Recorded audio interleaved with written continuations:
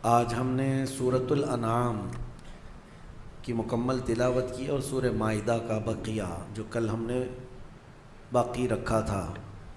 مائدہ عربی میں دسترخوان کو کہتے ہیں۔ دسترخوان کے نام سے پوری سورہ ہے، اور قرآن کی سورتوں کے جو نام رکھے گئے ہیں اس میں کوئی نہ کوئی میٹر اس طرح سے ہوگا، مضمون اس نام کا ایسا ہوگا جس کی وجہ سے پورے سورہ کا نام ہی وہ رکھ دیا جاتا ہے۔ اب مائدہ دسترخوان سورہ کا نام ہے، تو اس سورہ میں ایسے کون سے دسترخوان کا ذکر ہے؟ کون سا دسترخوان ہے؟ ایک دسترخوان کا ذکر آیا ہے جو حضرت عیسیٰ علیہ السلام کے زمانے کا۔ عیسیٰ علیہ السلام نے اللہ کریم کی بارگاہ میں ایک بار دعا کی تھی۔ قال عیسیٰ ابن مریم اللہم ربنا انزل علینا مائدۃ من السماء، اے اللہ تو آسمان سے ہمارے لیے ایک دسترخوان اتار۔ دسترخوان کا مطلب صرف جو ہے کپڑے والا نہیں ہوتا، پلاسٹک والا نہیں ہوتا۔ دسترخوان کا مطلب پورے کھانے کے ساتھ، پوری نعمتوں کے ساتھ۔ کوئی یہ نہ سمجھے کہ خالی بچھانے والا جو سفرہ ہوتا ہے دسترخوان اتنا ہی اتارا گیا تھا، نہیں، خانے نعمت پورے کھانوں کے ساتھ۔ عیسیٰ علیہ السلام نے یہ دعا کس کے لیے کی تھی؟ اپنی امت کے لیے۔ اپنی امت کے لیے انہوں نے کیا مانگا تھا کہ اللہ آسمان سے ایک دسترخوان اتار۔ اب سنیے توجہ سے۔ اور عیسیٰ علیہ السلام نے یہ عرض کیا کہ جس دن یہ دسترخوان اترے گا وہ ہمارے اگلوں پچھلوں کے لیے عید کا دن ہوگا۔ تکون لنا عیدا لاولنا وآخرنا، ہمارے پہلے والے لوگوں کے لیے اور بعد والے لوگوں کے لیے وہ دن کیا ہوگا؟ عید کا ہوگا۔ قرآن یہ کہتا ہے اگر آسمان سے کھانے کا دسترخوان اتر جائے تو وہ عید کا دن ہو سکتا ہے، اور جس دن پوری کائنات کا آقا اور اللہ کا محبوب آئے وہ دن عید کا کیوں نہیں ہو سکتا؟ دسترخوان کا اترنا عید کا دن ہے، لیکن پورے کائنات کے آقا کا آنا کیا عید کا دن نہیں ہوگا؟ 12 ربیع الاول شریف ہم سب سنی عید کا دن مناتے اسی لیے ہیں کہ جس کے صدقے میں پوری دنیا کو نعمت ملی، ہاں، جس کے صدقے میں سب دسترخوان بچھے، اس کے آنے کی خوشی منانا یقیناً قرآن کے روح سے جائز ہے۔ اب سنیے، عیسیٰ علیہ السلام نے تو دسترخوان مانگا، وہ اپنی امت کے لیے انہوں نے خانے نعمت مانگا۔ قربان جاؤ میرے مصطفیٰ کریم صلی اللہ علیہ وسلم کی ذات پر۔ اللہ کے حبیب صلی اللہ علیہ وسلم نے، سب نبیوں نے اپنی اپنی امت کے لیے کوئی نہ کوئی چیز مانگی ہے۔ جیسے موسیٰ علیہ السلام اللہ سے یہ دعا کرتے کہ مولا میری امت کو، ایمان والوں کو فرعون کے ظلم سے نجات دے دے۔ فرعون کا بدترین ظلم تھا اس کا، اس کے شدید عذاب سے، اس کے شدید ظلم سے اے اللہ میری امت کو نجات دے دے۔ عیسیٰ علیہ السلام نے خانے نعمت مانگا، دسترخوان مانگا اپنی امت کے لیے، مگر میرے آقا صلی اللہ علیہ وسلم جب رب تعالیٰ کی بارگاہ میں اپنی امت کے لیے کچھ مانگتے تو یوں کہتے کہ مولا قیامت کے دن بخشش ان کی میرے حوالے کر دے، میری امت کی بخشش، میری امت کی معافی کا پروانہ میرے حوالے کر دے۔ اور رسول کریم صلی اللہ تعالیٰ علیہ وسلم نے اپنی امت کے لیے اتنی بڑی چیز مانگی ہے۔ دیکھیں دسترخوان مل جاتا ہمیں بھی، حضور اگر مانگتے تو کیا ہمارے لیے نہیں ملتا؟ موسیٰ علیہ السلام نے دعا کیا تھا اپنی امت کے لیے، اور جنت سے کھانے اترے تھے، من و سلوہ کھانا اترا تھا، وہ چیزیں وہ کھائے پیے، لیکن کیا آج کسی نے چکھ کر کے دیکھا من و سلوہ کیسا تھا؟ وہ ان کی امت پر اترا تھا۔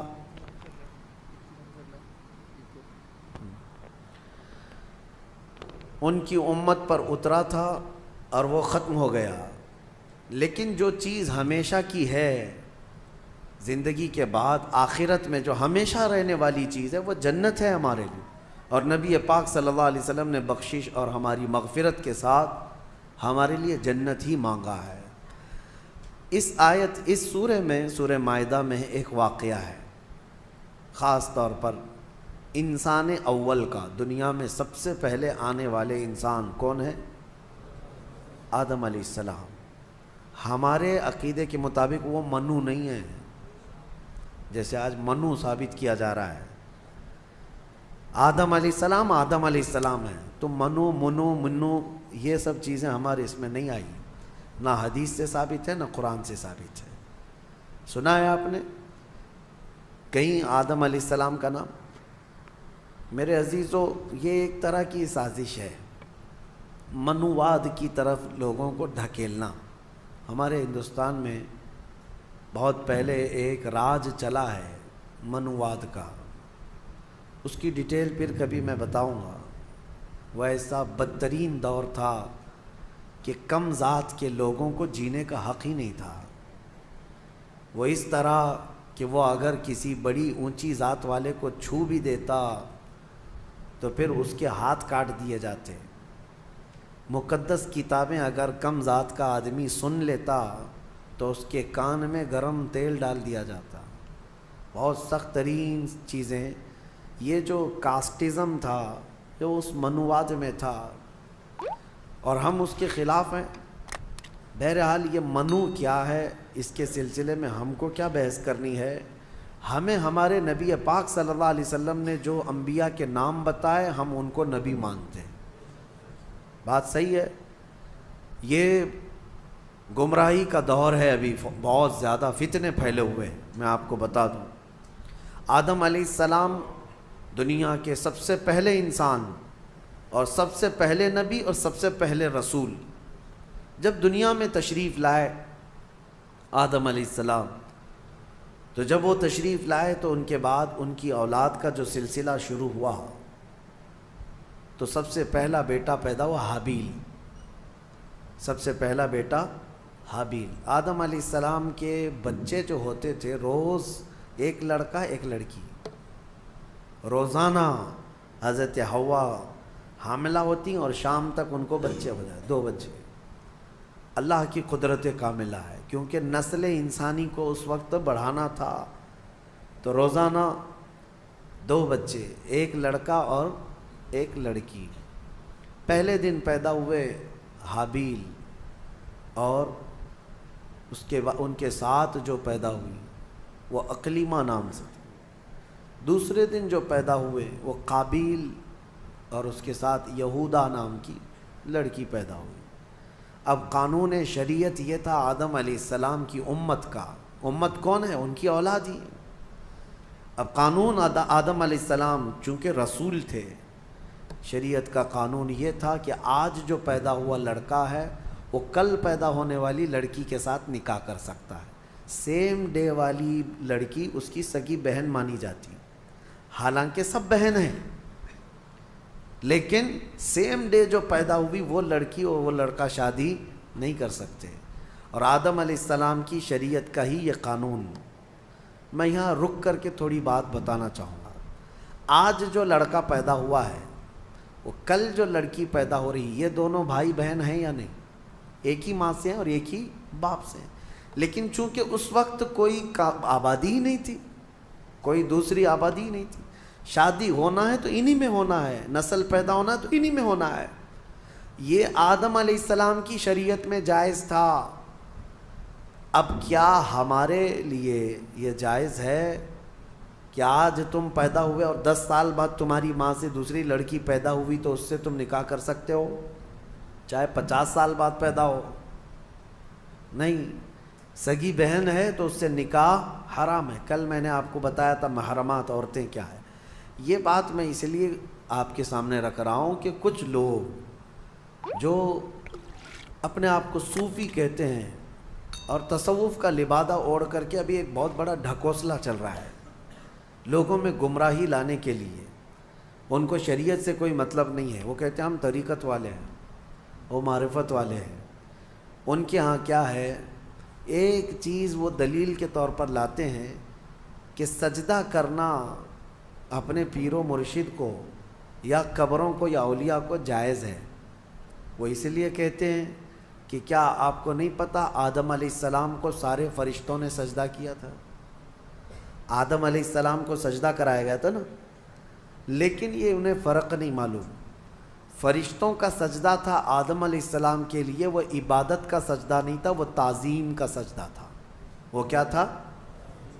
تعظیم کا۔ اور حکم کس کا تھا؟ اللہ کا تھا۔ اور پھر ان کے ہاں ایک دلیل ہے، یہ صوفی جو کہتے ہیں، گمراہ لوگوں کے بارے میں کہہ رہا ہوں، جو اوریجنل صوفی ہیں الحمدللہ وہ میرے مصطفیٰ کی شریعت کے پابند ہوتے ہیں۔ اصل صوفی دیکھنا ہو تو وہ غوث اعظم ہے، اصل صوفی سرکار غریب نواز ہے، وہ شریعت پر پورے کامل طور پر پابند تھے۔ اور ایک دلیل وہ یہ دیتے ہیں کہ یوسف علیہ السلام کو ان کے باپ اور ان کے 11 بھائی سارے لوگوں نے سجدہ کیا تھا، وہاں بھی وہ تعظیم کا سجدہ تھا۔ پہلی شریعتوں میں تعظیم کا سجدہ جائز تھا، لیکن میرے مصطفیٰ کی شریعت میں تعظیم کا سجدہ بھی جائز نہیں، تعظیم کا سجدہ بھی جائز نہیں، نہ کسی پیر کو، نہ کسی فقیر کو، نہ کسی ولی کو، کسی کو بھی سجدہ کرنا جائز نہیں ہے۔ میں ان کو الزامی جواب کے طور پر یہ کہتا ہوں، جو لوگ کہتے ہیں آدم علیہ السلام کو کیا سجدہ نہیں کیا گیا تھا، تو آدم علیہ السلام کی شریعت پہ چل رہے ہو یا محمد الرسول اللہ کی شریعت پہ چل رہے ہو؟ اگر آدم علیہ السلام کی شریعت پہ چل رہے ہو تو ان کے ہاں بہن سے نکاح بھی جائز تھا، کیا تم کر سکتے ہو؟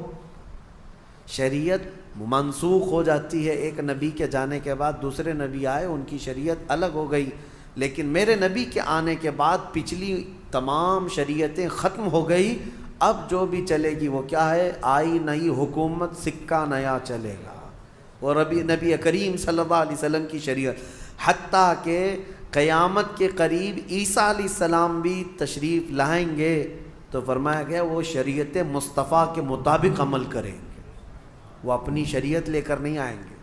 حالانکہ عیسیٰ علیہ السلام نبی بھی ہیں، رسول بھی ہیں، ان کے زمانے میں ان کی شریعت تھی، لیکن قیامت کے قریب اب عیسیٰ علیہ السلام آئیں گے تو کس کی شریعت پر عمل کریں گے؟ ہمارے نبی پاک صلی اللہ علیہ وسلم۔ اب سنیے، آدم علیہ السلام کے بڑے بیٹے حابیل اور قابیل کا واقعہ اس میں آیا ہے۔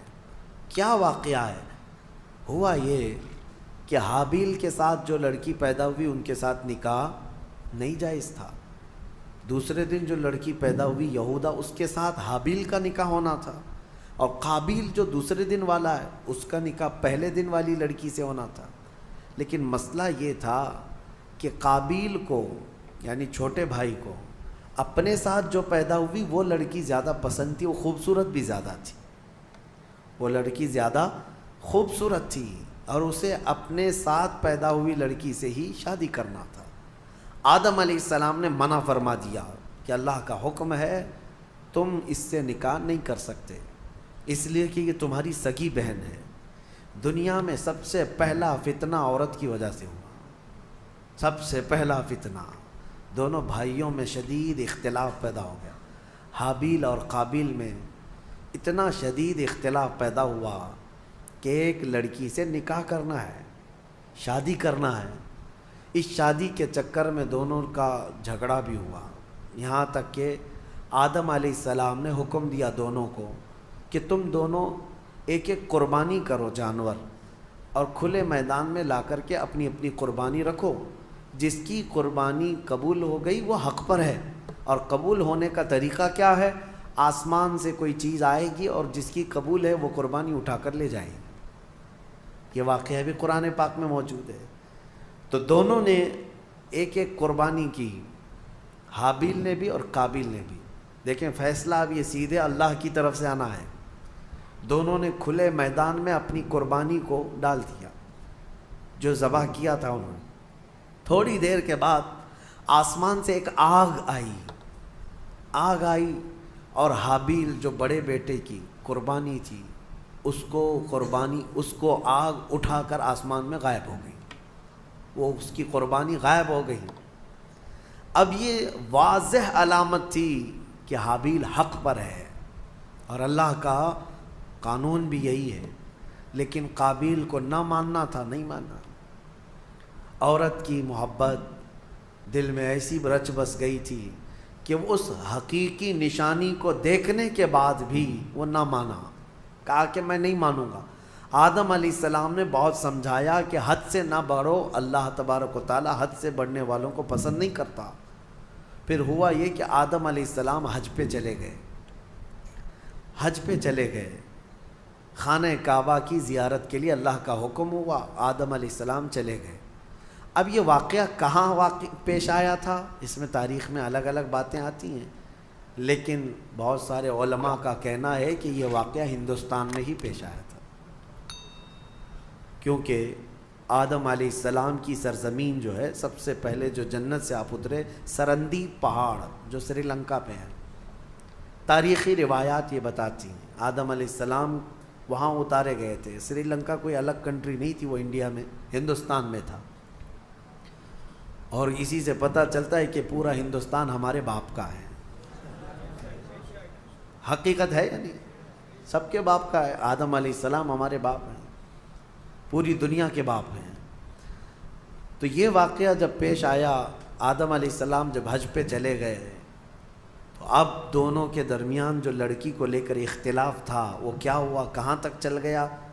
اب شیطان آیا، سب سے پہلے انسانوں کو بہکانے اور ورغلانے کا جو چیلنج کر کے آیا تھا اللہ کی بارگاہ سے، اللہ تعالیٰ نے اس کو آدم علیہ السلام کو سجدہ نہ کرنے کی وجہ سے مردود کر دیا تھا، نکال دیا تھا، اور اس نے اللہ کو یہ چیلنج کیا تھا کہ آدم کی جتنی اولاد پیدا ہوگی سب کو میں گمراہ کروں گا، کبھی ان کے سامنے سے، کبھی بائیں سے، کبھی دائیں سے، کبھی پیچھے سے آ کر میں ان کو بہکاؤں گا، تیرے سیدھے راستے پر کسی کو چلنے نہیں دوں گا۔ یہ اللہ سے اس نے چیلنج کیا تھا، اور اللہ نے فرمایا جا تجھے قیامت تک کی عمر دیتا ہوں، قیامت تک کی تجھے عمر ہے، جتنی کوشش کر سکتا ہے کر۔ لیکن رب تعالیٰ نے فرمایا میرے کچھ مخلص بندے ایسے ہوں گے جن پر تیرا داؤ نہیں چل سکے گا، اللہ ہمیں ان مخلص بندوں میں شمار فرمائے۔ شیطان پہلی مرتبہ آیا، دونوں بھائیوں کے بیچ میں دیکھا لڑکی کو لے کر کے اختلاف ہے، تو یہاں آگ لگانا اب اس کا کام تھا۔ اس نے آ کر کے قابیل کو کہا تیرے لیے اچھا سا راستہ میں کیوں نہ بتاؤں، تیرے حق میں وہ لڑکی اچھی ہے، تجھے کرنا ہی چاہیے تھا، تیرا باپ بھی مخالف ہے، تیرا بڑا بھائی بھی مخالف ہے، لہذا ایک کام کر، اس تیرے بڑے بھائی کو دنیا سے ہی ختم کر دے، راستہ صاف ہو جائے گا۔ اس وقت تک ابھی موت نہیں معلوم کسی کو، پیدا تو ہوئے تھے لیکن موت ابھی تک کسی کی نہیں آئی ہے، نہ ہی مرنا معلوم، نہ ہی مارنا معلوم تھا۔ تو قابیل کو آ کر کے ابلیس نے، شیطان نے طریقہ بتایا۔ قابیل نے پوچھا میرے بھائی کو اگر ہمیشہ کے لیے میں راستے سے ہٹانا چاہوں تو کیا کرنا ہے؟ تو ابلیس نے ایک بہت بڑا پتھر اٹھا کر کے دکھایا، کہا کہ اس طرح پتھر اٹھاؤ اور اس کے سر پر مار دو۔ تو حابیل ایک جگہ پر بیٹھا ہوا تھا، اسے بھی خبر نہیں تھی کہ بھائی اپنی موت کا سبب بنتا ہے۔ تو قابیل جو چھوٹا بھائی تھا، لڑکی کے عشق میں جو پاگل تھا، پتھر اٹھایا اور لے جا کر اپنے بڑے بھائی کے سر پر پیچھے سے دے مارا۔ جیسی ہی مارا تو وہ سر پھٹ گیا اور بڑے بھائی کا اسی جگہ پر انتقال ہوا۔ دنیا کا پہلا مرڈر ہے، دنیا کی پہلی موت اور دنیا کا پہلا قتل کس نے کیا؟ چھوٹے بھائی نے بڑے بھائی۔ کس کے لیے کیا وہ بھی پتہ ہے، عورت کے لیے کیا۔ ہوا یہ کہ قتل کرنے کے بعد اب یہ تک نہیں پتہ تھا اس کو کہ کرنا کیا ہے اس لاش کا۔ اللہ فرماتا ہے فَبَعَثَ اللَّهُ غُرَابًا يَبْحَثُ فِي الْأَرْضِ، اللہ تعالیٰ نے کوے کو بھیجا، کوا جو دو کوے آسمان سے اڑتے ہوئے آئے، ایک کوا دوسرے کوے کو ٹھونک مارتا تھا، لڑائی دونوں کی چل رہی تھی، دونوں کووں کی لڑائی چل رہی۔ قرآن میں اللہ نے بیان فرمایا اس کو، لڑتے لڑتے ایک کوے نے دوسرے کوے کو اتنا مارا کہ زمین پر گر گیا، ایک کوا مر گیا، دوسرا کوا بیٹھا تھا۔ ایک زندہ کوا ہے اور ایک مردہ کوا ہے، کوے بھی دونوں بھائی ہی ہوں گے، اور کیا پتہ وہ بھی کسی لڑکی کے لیے لڑ رہے ہوں، لیکن یہ تو تفسیر میں نہیں ہے، کیوں لڑ رہے تھے یہ تو نہیں معلوم، لڑے اور مارا بھی ایک کوے نے اور مر گیا دوسرا کوا۔ تو رب تعالیٰ فرماتا ہے پہلے کوے نے اپنے پیروں سے زمین کھودنا شروع کیا، کچھ زمین کھودا اور مرے ہوئے کوے کو اس گڑھے میں دھکیل دیا اور پھر پیروں سے اس کے اوپر مٹی ڈال دیا۔ تو قابیل وہ کووں کی اس حرکت کو دیکھ رہا تھا، اس کے بعد اسے یہ پتہ چلا کہ اپنے مرے ہوئے بھائی کو اس طرح زمین میں چھپا دینا چاہیے۔ تو پہلی مرتبہ قابیل نے خود قبر کھودی اور حابیل کو اس کے اندر دفن کر دیا اور اس پر مٹی ڈال دیا۔ یہ دنیا کا پہلا قتل تھا ایک عورت کے حصول کے لیے، لیکن بتایا گیا کہ اس قابیل کو بھی وہ عورت نہیں مل سکی۔ آدم علیہ السلام جب تشریف لائے تو شریعت کا حکم عدولی اور پامالی کرنے کے سزا دی گئی اس شخص کو، قابیل کو۔ عورت نہ اس کو ملی نہ اس کو ملی۔ یہ دنیا ایسی ہے جس کو امام اہل سنت فاضل بریلوی رحمۃ اللہ علیہ نے کیا ہی بہترین انداز میں فرمایا، شہد دکھائے زہر پلائے، قاتل ڈائن شوہر کش، اس مردار پہ کیا للچائے، دنیا دیکھی بھالی ہے۔ ہاں یہ شہد دکھتا ہے، ہوتا زہر ہے۔ اب اس کے بعد آیت جو آئی ہے وہ ہمارے لیے سب سے بڑی عبرت کی آیت ہے۔ رب تعالیٰ فرماتا ہے من اجل ذالک کتبنا علی بنی اسرائیل، اسی وجہ سے اللہ فرماتا ہم نے یہ لکھ دیا کہ جس نے کسی ایک جان کو قتل کیا، ایک جان کو قتل کیا، اللہ فرماتا ہے فَكَأَنَّمَا قَتَلَ النَّاسَ جَمِيعًا، گویا کہ اس نے پورے انسانوں کا قتل کیا، پورے انسانوں کا قتل کیا۔ وَمَنْ أَحْيَاهَا فَكَأَنَّمَا أَحْيَا النَّاسَ جَمِيعًا، اور جس نے کسی ایک جان کو بچایا گویا کہ اس نے پورے انسانوں کو بچایا۔ یہ اللہ کا قانون ہے، جس نے ایک قتل کیا اس نے پورے انسانوں کا قتل کیا۔ اب یہاں سے قیامت تک جتنے مرڈر ہوں گے، قتل ہوں گے، ان سب قتل اور مرڈر کا گناہ اس قابیل کو دیا جائے گا جس نے سب سے پہلا قتل دنیا میں کیا۔ لیکن کوئی یہ نہ سمجھے کہ اس کو نہیں ملے گا، سب قابیل پہ جائے گا۔ ہاں یہ سوچ کر کے مرڈر شروع ہو جائے۔ قتل کرنے کا گناہ خود کا گناہ تو ہے ہی، لیکن اتنا بڑا گناہ اس کو بھی دیا جائے گا جو فرسٹ ٹائم شروع کیا ہے۔ اور اسی قاعدے کے مطابق کوئی بھی برا کام تم شروع کر رہے ہو، یاد رکھو اگر اس کی پیروی کرتے دوسرے لوگ بھی وہ گناہ میں ملوث ہوئے، ان سب کے گناہ کا بوجھ بھی تمہارے اوپر ڈالا جائے گا۔ ہو سکے تو کوئی نیا کام اچھا شروع کر دو تاکہ اس کی فالو کرتے کرتے لوگ ان کی نیکیاں تم تک آتی رہیں قیامت تک۔ کوئی برا کام تم نے، بہت سارے لوگ فیشن شروع کرتے ہیں، ان کو ایسا لگتا ہے کہ یہ میرا فیشن ہے، ایک نیا فیشن۔ گناہ کو اگر فیشن شروع کیا، نیکی کو فیشن بناؤ۔ اگر اس کی کوئی اقتدا کر لیا تو اس کا ثواب تمہیں ہے۔ مثال کے طور پر نماز میں، نماز کے بعد ہم تسبیح پڑھنا شروع کر دی، سبحان اللہ و بحمدہ سبحان اللہ العظیم، لوگ اس کو نقل کرتے رہے۔ جس نے بھی جہاں پر بھی شروع کیا، جب تک پڑھا جاتا رہے گا شروع کرنے والے کو اس کا ثواب ملتا رہے گا۔ آپ نماز کے بعد سلام شروع کر دیے، برسوں تک اگر میرے آقا کی بارگاہ میں لوگ اسی پر نقل کرتے ہوئے سلام پڑھتے رہے تو اس نئے کام کی ابتدا کرنے کا ثواب تو ہے ہی، لیکن جتنے لوگ اس نیک کام پر عمل کرتے رہیں گے ان سب کا ثواب بھی آپ کو دیا جائے گا، اور عمل کرنے والوں کے ثواب میں بھی کوئی کمی نہیں ہوگی۔ اسی طرح گناہ کا مسئلہ ہے کہ اگر تم نے نیا کام شروع کیا، پینٹ پھاڑ کر کے پہنو، سطر دکھا کر کے گھومو، کانوں میں بالیاں پہن لو، ہاتھوں میں چوڑیاں پہن لو، اور تھوڑی لمبی چوٹی لگا کر کے، مردوں کی بات کر رہا ہوں، نوجوان، اور یہ سمجھتے ہیں کہ ایک نیا فیشن ہے۔ یہ کون سا فیشن ہے کہ نہ مرد نظر آ رہا ہے نہ عورت نظر آ رہا ہے۔ اگر اس طرح کی حرکت کر کے کوئی نیا فیشن سمجھتا ہے گناہ کو، اور اس کا دیکھا دیکھی جتنے لوگ اس پر عمل کرتے رہیں گے ان سب کا گناہ اس کے اوپر ہوگا۔ شروعات میں اپنی جانب سے کوئی ایسی چیز نہ لاؤ، اللہ ہم سب کی حفاظت فرمائے۔ اس پر ایک نفیس بات میں گفتگو کر کے آگے بڑھ جاتا ہوں۔ مولا علی کرم اللہ وجہہ الکریم کی بارگاہ میں ایک مقدمہ آیا تھا، اس آیت کو یاد رکھیا، جس نے ایک آدمی کا قتل کیا گویا کہ اس نے سارے انسانوں کا قتل کیا، اور جس نے ایک آدمی کی جان بچائی اس نے سارے انسانوں کی جان بچائی۔ ایک مقدمہ آیا تھا حضرت علی کے بارگاہ میں۔ ہوا کیا تھا، ایک آدمی کا مرڈر ہو گیا، قتل ہو گیا۔ اب جہاں لاش پڑی ہوئی ہے وہاں پر سے فوجی گزر رہے تھے، پولیس اس زمانے کی حضرت علی کرم اللہ وجہہ الکریم کی گزر رہے تھے، لاش پڑی ہوئی ہے، خون میں لت پت ہے۔ اسی وقت اتفاق سے ایک آدمی وہیں جھاڑیوں کے پاس تھا جو چاقو اٹھایا ہوا تھا اور اس کے ہاتھ میں خون لگا ہوا تھا۔ فوراً پولیس نے اس کو پکڑ لیا. ایک آدمی کا قتل کیا. وہ چلاتا رہا میں قاتل نہیں ہوں، میں قاتل نہیں ہوں، میں نے نہیں مارا ہے. کہا کون مارا ہے؟ لاش پڑی ہوئی ہے، چاقو تیرے ہاتھ میں، خون تیرے ہاتھ میں لگا ہوا ہے. پکڑ کر کے لے کر کے آئے اور پھر مولا علی کرم اللہ وجہہ الکریم کی بارگاہ میں پیش کیا گیا. اور یہی پولیس والوں نے گواہی دی کہ ہم نے اس کو دیکھا ہے، جائے واردات پر یہی تھا، قتل کی جگہ پر یہی تھا اور کوئی نہیں تھا. اور چھری بھی اس کے ہی ہاتھ میں تھی، چاقو اس کے ہاتھ میں تھی اور لاش تر و تازہ تھی. اب اس سے کہا گیا تیرے پاس کوئی ثبوت، کوئی دلیل ہے کہ تو نے قتل نہیں کیا؟ کہا میں کیا بتاؤں، کوئی کیسے بتاؤں.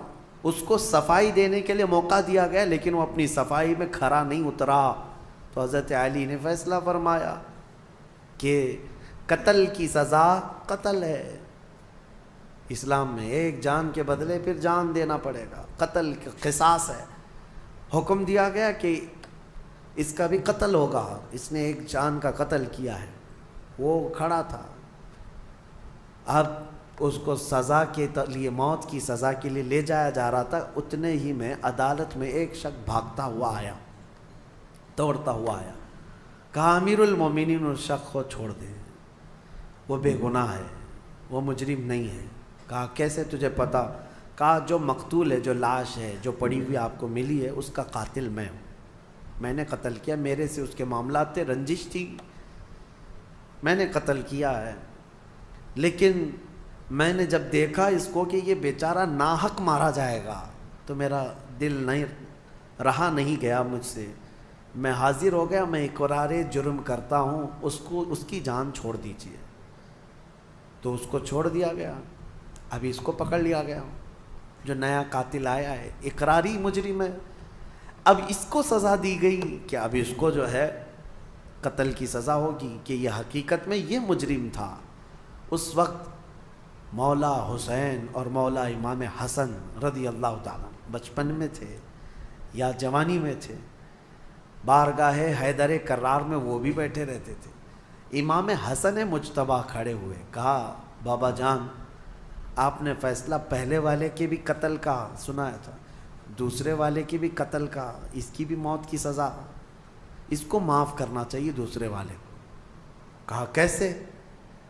کہا آپ سزا کس آیت کے تحت سنا رہے ہیں؟ کوئی آیت ہوگی نا قرآن میں، قانون کیا ہے؟ فرمایا من قتل نفسا بغیر نفس، ایک جان کو جس نے قتل کیا اس نے انسانیت کا قتل کیا ہے، لہذا اس کو قتل کیا جائے گا.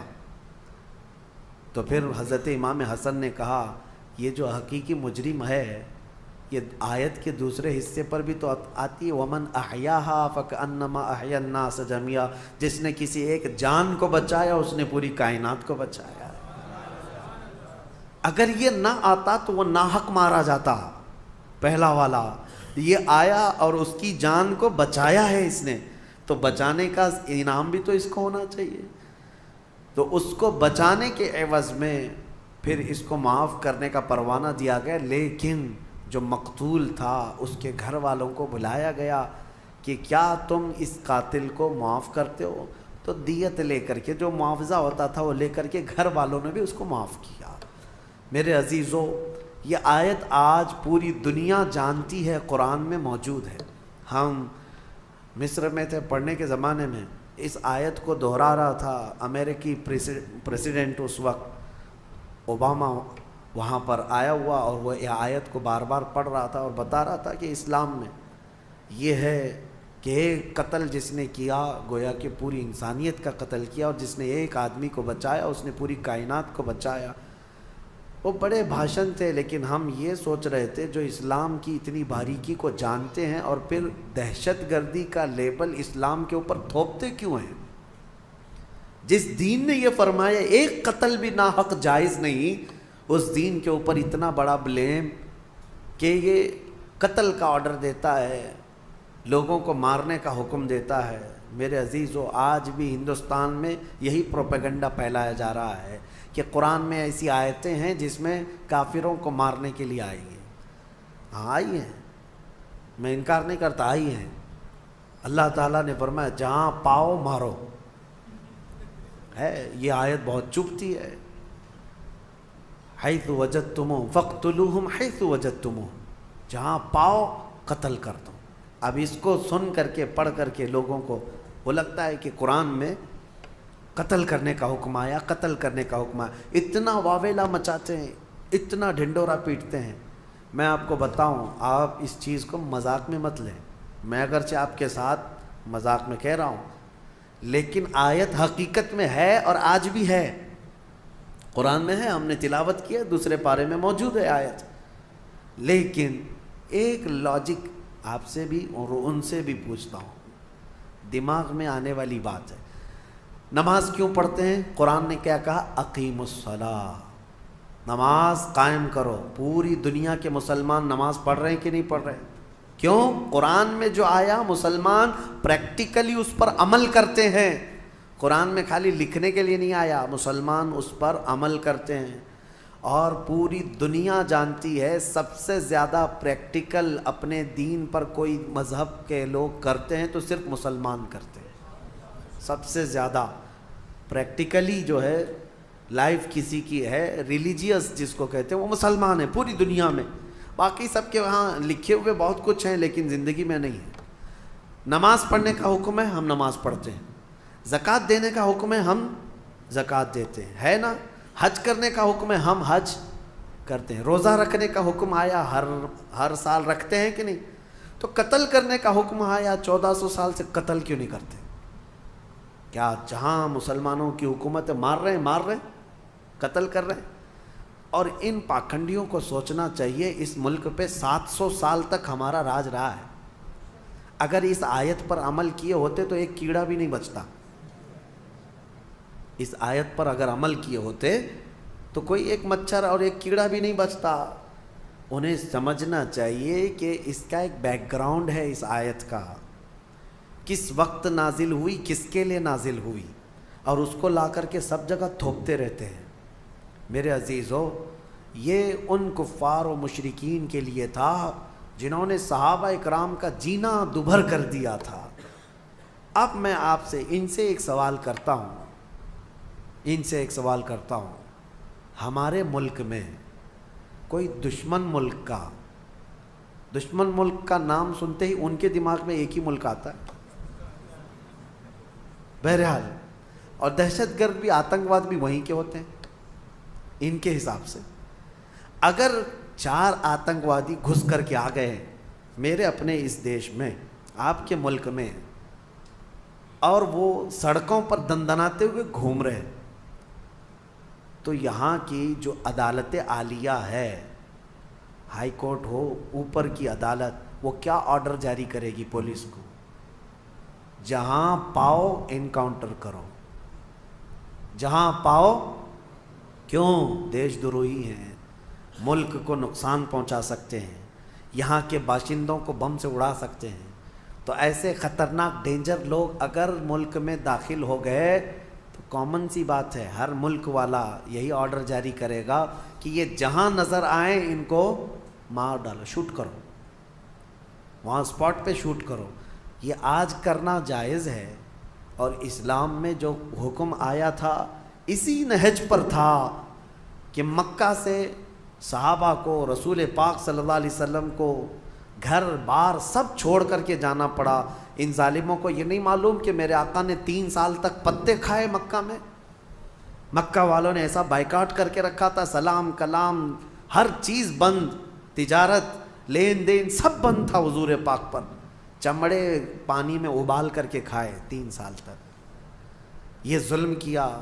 کیا وہ سب انہیں نہیں پتا کہ بلال حبشی کو انگاروں میں سلاتے تھے، یہ پیر میں رسی باندھ کر کے سڑکوں پر کھینچتے تھے؟ حضرت خباب بن الارت کو، خبیب بن عدی کو مسلح کر دیا تھا، ہونٹ کاٹے تھے، ناک کاٹے تھے، کان کاٹے تھے، آنکھوں میں گرم سلائیاں پھیری تھی، ناخنوں کو پکڑ سے کھینچا تھا۔ یہ دہشت گردی نہیں ہے؟ اور ایسے حالات میں جب رسول پاک ہجرت کر کے مدینے چلے گئے تو یہ ظالم وہاں پر بھی جانے لگے، کہاں؟ مدینے کو بھی اجاڑنے کے لیے۔ اب بتاؤ، اللہ کا حکم نہیں آئے گا کہ ایسے آتنکوادی جب بھی مدینے میں آئیں پکڑو ان کو؟ اور کیا کرنا چاہیے؟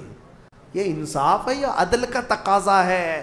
آج بھی میرے ملک کی اگر حفاظت کی بات پوچھے گا مجھ سے کوئی، میں یہی کہوں گا کوئی دشمن ملک کا آتنکوادی اور یہاں میرے ملک کو نقصان پہنچانے کے لیے آئے گا، بغیر سوچے سمجھے ہم آرڈر جاری کرتے ہیں اگر ہمارے پاس پاور ہوگا۔ ہاں، اور دوسری بات، اس آیت کو یہ لوگ لے کر کے بہت واویلا مچاتے ہیں، کافروں کو مارنا ہے، کافروں کو مارنا ہے، قرآن میں لکھا ہے، قرآن میں لکھا ہے۔ یہ کس کے لیے حکم ہے؟ ہر مسلمان کے لیے نہیں ہے۔ جو صاحب اختیار، جو پاور والا ہے، جو سزا دینے کے اختیارات جس کو ہیں، اس کو حکم دیا گیا۔ چوری کرنے پر قرآن میں ہاتھ کاٹنے کی بھی سزا ہے، لیکن یہ نہیں ہے کہ ہمارے گھر میں چور رات میں پکڑا گیا اور میں چاقو لے کے رات میں کاٹ ڈالوں، یہ نہیں ہے۔ اسلامی حکومت بھی ہے تو چور کو پکڑو اور لے جاؤ حاکم کے پاس پیش کرو، حاکم پھر سزا دے گا، یہ نہیں کہ ہر گھر والے چاقو لے کے بیٹھے رہے۔ تو اسلام میں سزا دینے کے بھی جو احکام ہیں وہ حکام سے ریلیٹڈ ہیں، جو صاحب اختیار ہے وہ سزا دیں گے۔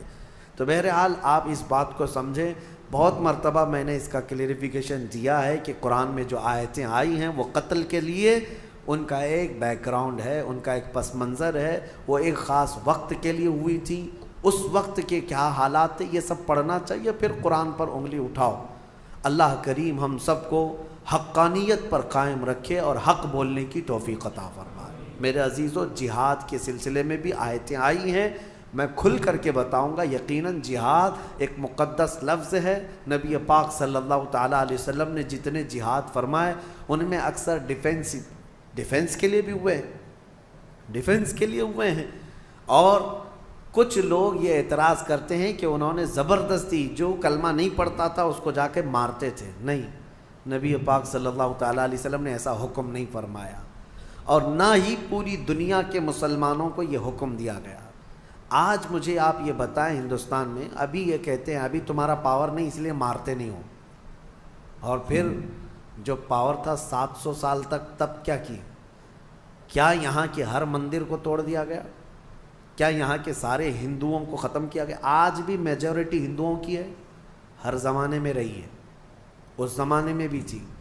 ہاں، کچھ مندر اگر ٹوٹے ہیں، کچھ مسجد بھی ٹوٹے ہیں، لیکن وہ جنگوں میں آپسی معاملات میں ہو سکتا ہے، ورنہ 1000 سال پرانے مندر بھی آج ہندوستان میں موجود ہیں۔ 1000 سال پرانی جن کی تاریخ ہے وہ آج بھی موجود ہیں۔ بنگال کی سرزمین میں، ہمارے کرناٹک میں جائیں، 800 سال پرانے مندر موجود ہیں۔ ان مندروں کے ساتھ چھیڑ چھاڑ نہیں کیا گیا تھا جب یہاں پر اسلامی حکومت تھی۔ میرے عزیزو، اسلام اس بات کا حکم نہیں دیتا۔ سیدنا عمر فاروق رضی اللہ تعالیٰ عنہ جب بیت المقدس فتح ہوا تو خود چل کر کے گئے تھے۔ میں آپ کو بتاؤں، بیت المقدس میں پہلی اذان ہوئی، نماز ہوئی، وہاں آج بھی ایک گرجا گھر، ایک چرچ ہے بیت المقدس سے قریب، کیونکہ عیسائیوں کی حکومت تھی، عیسائیوں سے مسلمانوں کے ہاتھ میں آئی بیت المقدس۔ تو جب حضرت عمر گئے تو عیسائیوں نے ریکویسٹ یہ کیا، خلیفۃ رسول اللہ امیر المومنین آئے ہیں، سب دیکھنے کے لیے آ گئے تھے حضرت عمر کو، نام تو سنا تھا۔ تو عیسائیوں کا جو بڑا پادری تھا وہ آ کر کے ریکویسٹ کرتا ہے کہ آپ آئے ہیں تو ہماری چرچ میں بھی وزٹ کریں، ہماری گرجا گھر، ہماری عبادت گاہ۔ حضرت عمر وہاں تک گئے، امیر المومنین، تو عیسائیوں نے یہ کہا کہ آپ یہاں پر نماز پڑھ لیں۔ کون سی نماز؟ ان کی نہیں، مصطفیٰ کریم کی شریعت، ہماری نماز۔ حضرت عمر فاروق رضی اللہ تعالیٰ عنہ نے اندر نماز نہیں پڑھا، باہر نماز پڑھا۔ تو ان لوگوں کے دلوں میں ایک بات یہ آئی، کیا ہماری عبادت گاہ میں آپ کی عبادت نہیں ہوتی؟ سنو، حضرت عمر فاروق رضی اللہ تعالیٰ عنہ نے فرمایا، یہ میرے نبی کی خصوصیت ہے کہ اللہ نے پوری روئے زمین میرے نبی کے لیے سجدہ گاہ بنایا، جہاں پاک زمین ہو ہم سجدہ کریں گے۔ لیکن مسئلہ یہ ہے، دور اندیشی حکمت حضرت عمر کی یہ تھی، فرماتے ہیں اگر میں یہاں نماز پڑھ لوں تو آج کو تو چل جائے گا، بعد میں آنے والے لوگ اس کو میری عبادت گاہ اور میری سجدہ گاہ کے طور پر تمہاری گرجا گھر کو توڑ دیں گے، تمہاری چرچ کو ختم کر دیا جائے گا اور یہ محراب عمر بن جائے گا۔ اور یقیناً بنتا، جہاں حضرت عمر نماز پڑھے ہوں اس کو کیوں نہیں امت برکت کا سبب سمجھتی؟ محراب عمر بن جاتی. حضرت عمر کہتے ہیں کہ یہ تمہاری عبادت گاہ پھر باقی نہیں رہے گی. تو جن کے اندر اتنی وسعت ظرفی ہے، اتنا کشادہ دل ہے، ان کو آج کہا جاتا ہے کہ سب چیزیں توڑ دی گئیں. جو چیزیں ٹوٹی ہیں اس کی تاریخ لے کر کے آؤ، انشاءاللہ اس کے بعد ہم بات کریں گے. اسلام عدل و مساوات کے ساتھ، امن کے ساتھ پھیلا ہے. اللہ کریم ہم سب کو اسی دین پر زندہ رکھے اور اسی دین پر ہمارا خاتمہ بالخیر فرمائے. اور اس میں سورہ مائدہ اور سورہ انعام کی جو ہم نے آج تلاوت کی، ایک آیت میں پڑھتا ہوں 7ویں پارے کی، کیونکہ اس کا حق باقی رہ جائے. اللہ تبارک و تعالیٰ نے اس میں فرمایا فَلَمَّا نَسُوا مَا ذُكِّرُوا بِهِ فَتَحْنَا عَلَيْهِمْ أَبْوَابَ كُلِّ شَيْءٍ. یہ ہم سب کے لیے بہت درس والی آیت ہے. اللہ فرماتا ہے جب لوگ مجھے بھول جائیں، جب لوگ مجھے بھول جائیں، اللہ کو بھول جائیں، تو اللہ فرماتا ہے ہم ان پر خوشیوں کے سارے دروازے کھول دیتے ہیں. اللہ اکبر. جب بندہ اللہ کو بھول جائے، عبادت سے دور بھاگنے لگے، اللہ فرماتا ہے میں اس پر خوشیوں کے سارے دروازے کھول دیتا ہوں. حتیٰ اذا فرحوا بما اوتوا، یہاں تک کہ وہ خوب خوش ہو جائے جو کچھ بھی ہم نے دیا ہے. پھر اللہ فرماتا ہے فَأَخَذْنَاهُمْ بَغْتَةً، اچانک ایک دن ہم ان کی پکڑ کریں گے. اچانک ایک دن پکڑ کریں گے. جب زیادہ خوشیاں آنے لگ جائیں تو یہ بھی ڈرو کہ کہیں اللہ نے مجھے ڈھیل تو نہیں دے دیا، میرے گناہوں کی وجہ سے مجھے مہلت تو نہیں دے دیا. اس بات سے خوف کریں، ڈریں. اور جو لوگ یہ کہتے ہیں کہ ہمیشہ خوشیاں ہی خوشیاں ہونی چاہیے، ایسی بھی چیز مت مانگو. دنیا قید خانہ ہے، دنیا قید خانہ. حقیقی خوشیاں تو ہماری جنت میں رکھی ہیں. لیکن اس آیت کو سمجھو، اللہ فرما رہا ہے جب لوگ بھول جائیں تو اللہ ساری خوشیوں کے دروازے کھول دیتا ہے. اور جو دوسروں کو آج خوش دیکھ رہے ہیں کہ وہ کفار ہیں، مشرکین ہیں، ایک نماز نہیں پڑھتے، بڑی بڑی بلڈنگوں میں رہتے ہیں، دنیا ان سے تم مرعوب مت ہونا، ان کی جنت یہی ہے. ان کے لیے ساری خوشیوں کے دروازے اللہ نے کشادہ کر رکھا ہے. اگر تمہاری زندگی میں کوئی خوشی کم آتی ہے تو یہ سمجھ لو کہ اللہ نے ہمارا حصہ آخرت میں رکھا ہے. اللہ تبارک و تعالی ہم سب کو ان آیات بینات پہ عمل کی توفیق عطا فرمائے.